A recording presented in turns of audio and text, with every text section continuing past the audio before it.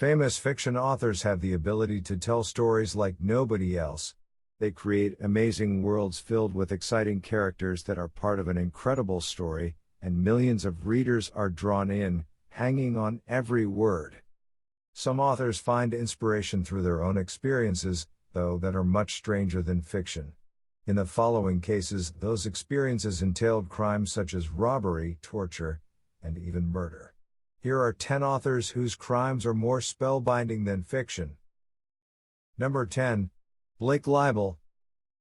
Blake Lill is a Canadian comic book creator, producer, screenwriter, and graphic novelist. Lill, along with Daniel Quantz, R.J. Ryan, and David Marquez, co-wrote the graphic novel Syndrome. The book is about a neuropathologist who launches a bold experiment in the Nevada desert that could transform humanity forever. In 2018, his rising career came to an abrupt end after he was convicted of first-degree murder, aggravated mayhem, and torture of his fiancée Yana Kazian in 2016.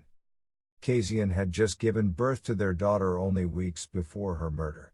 Prosecutors in the case said Lill used his graphic novel as a blueprint for the gruesome slaying and described it as a case of life imitating art. They believe Kazian was alive for at least 6 hours of the torture. Her body was then mutilated, and pieces of her were discovered in the trash. The novel he co-wrote featured depictions of bloodletting, and when Kazian was found, nearly all of the blood had been drained from her organs. Lill is now serving a life sentence in prison without the possibility of parole, and he was ordered to pay Kazian's family $41.6 million in a wrongful death lawsuit. Number 9. Anne Perry. Anne Perry committed a terrible crime during her teenage years, but it would be 40 years before her horrible past would catch up with her. In 1954, at the age of 15 years old, she went by the name of Juliet Hume. Her parents split, and she was being forced to move to South Africa. Her best friend, Pauline Parker, wanted to come along, but her mother wouldn't allow it.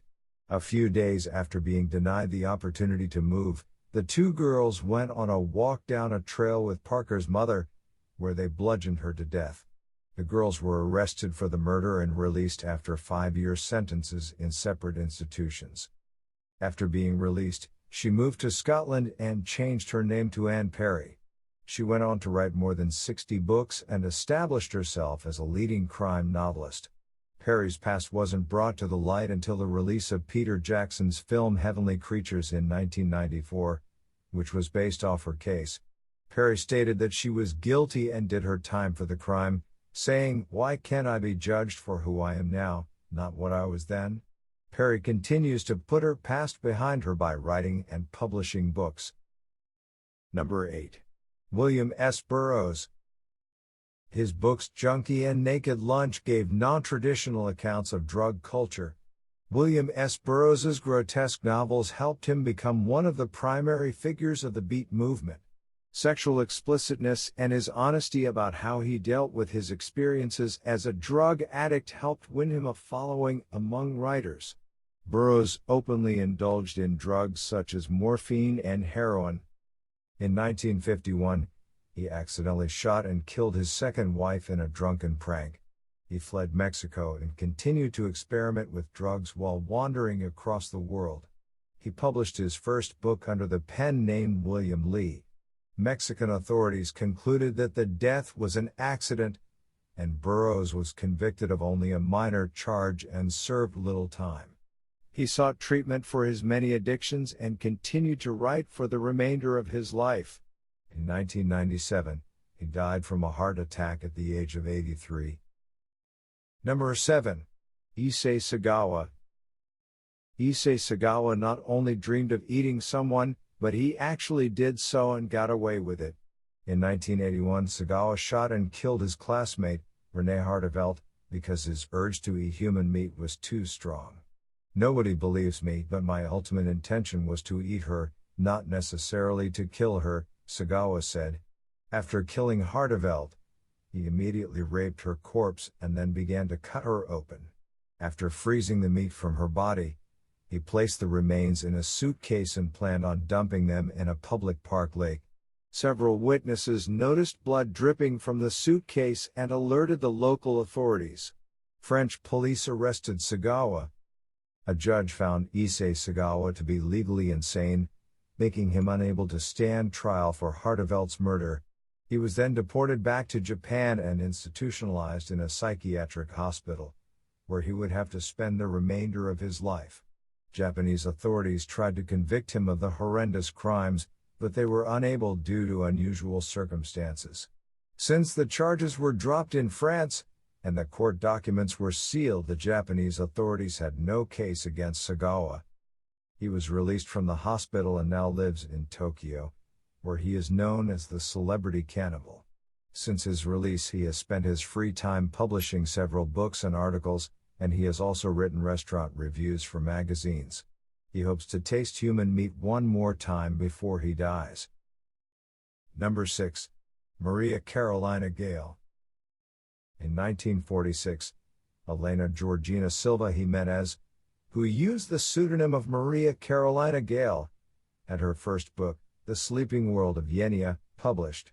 She went on to have several other novels published over the next 15 years and became a respected author and literary critic in Chile.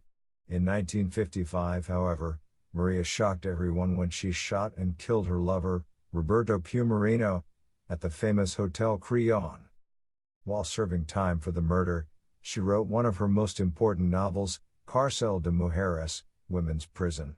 She didn't serve her full sentence because she was pardoned by President Carlos Ibáñez del Campo. She continued to write until her death in 1996. Number 5. Christian Bala. In 2000, Dariusz Uniszewski was tortured and murdered, and his body was found by fishermen 4 weeks after he went missing. The local authorities failed to make any headway with the investigation and shelved the case after 6 months. In 2003, Christian Bala published his first novel, Amok, which became a bestseller in Poland. 2 years after its publication, an anonymous tip was given to the police about the contents of the book. Bala described in the book the torture and murder of a young woman, but police found the details to be very close to those of the murder of Uniszewski. In 2007, a judge sentenced Bala to 25 years in prison for the murder of the small business owner and friend of his ex-wife. The prosecutors in the case argued that Uniszewski was dating Bala's ex-wife. They also noted that there were several similarities between the book and the real-life murder. Bala's story was featured in an episode of Investigation Discovery's True Nightmares. Number 4. James Tiptree Jr.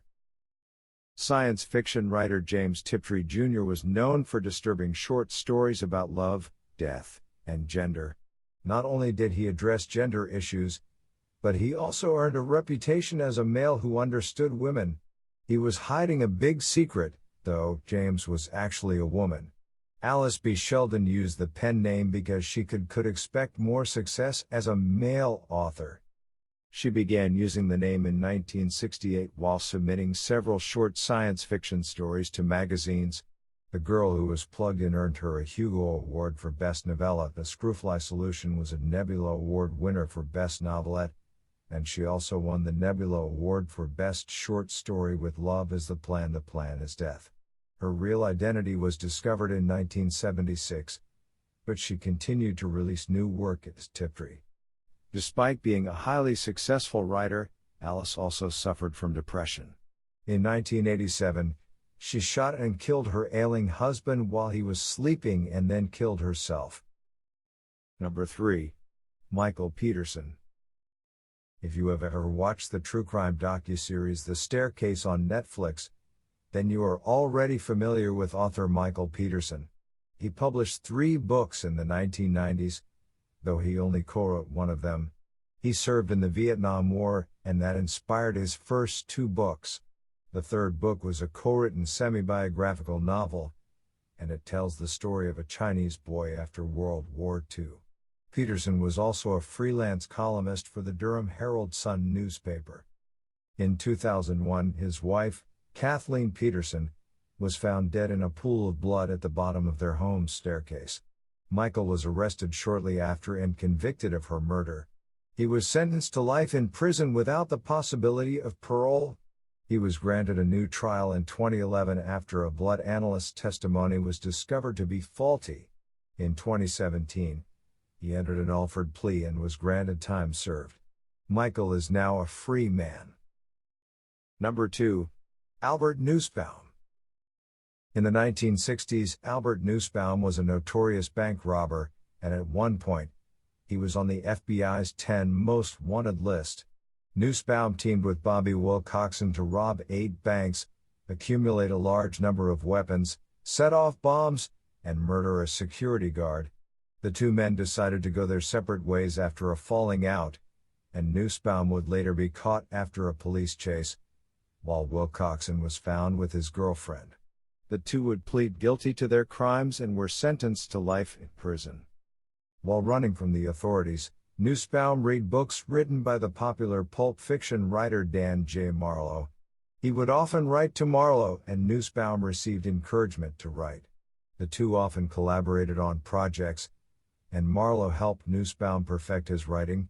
The two even lived together for a while after Nusbaum's parole. Albert Nusbaum went on to write several short stories, novels, and television scripts before dying in 1996. Number 1. E. Richard Johnson. After returning from the U.S. Army in the 1960s, E. Richard Johnson turned to a life of crime. He had committed 2 years of stick-ups before being caught during a robbery. One state linked Johnson to murder during a stick-up, and he ultimately received 40 years for second-degree murder. Johnson turned to writing while in prison to help pass the time. His very first novel won the Mystery Writers of America's Edgar Allan Poe Award for 1968, and he was instantly looked at as one of the most exciting crime writers.